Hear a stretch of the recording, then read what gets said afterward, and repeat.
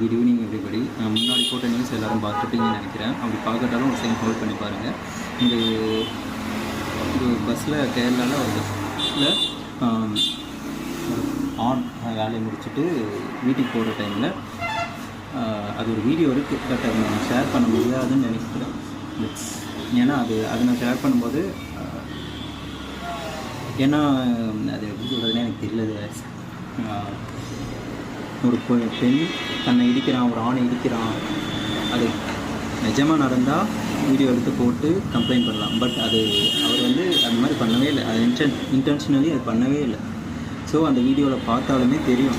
But கான்டென்ட்டுக்காக ஒரு க்ரியேஷனுக்காக அந்த பெண்ணை எடுத்துகிட்டு போட்டு இப்போது எடுத்ததும் சரி போட்டதும் சரி. பட் அன்ஃபார்ச்சுனேட்லி அதை ரொம்ப ட்ரோல் பண்ணி ட்ரெண்டிங் ஆகிடுச்சு. ட்ரெண்டிங் ஆனதால் அவருக்கு அவர் வீட்டில் சரௌண்டிங்ஸ் எல்லாமே ட்ரோல் பண்ண ஆரம்பிச்சிட்டாங்க.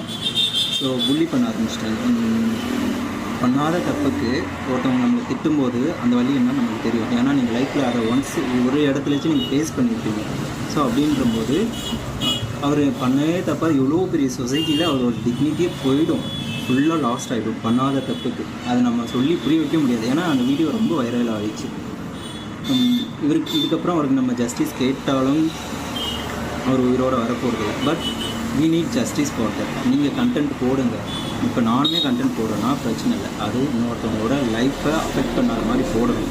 இன்னொருத்தவங்களை கலாய்ச்சி தான் நம்ம இன்ஃப்ளூயன்ஸ் ஆகணும். ஒன்றை நீ கலாய்ச்சிக்கோ, அது பிரச்சனை இல்லை. நீயே மற்றவங்களை கலாய்க்கிற, ஓகேவா? ஸோ என்னை பொறுத்தவரையும் we need justice for him, that person.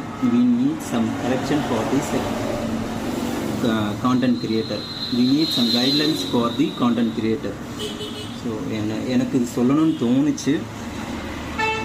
Thank you. I pray for him. So pray பண்ணாலும் his soul is not yet to be peace. So எனக்கு என்ன சொல்கிறதுனே தெரியல ஆக்சுவலி. பாய்.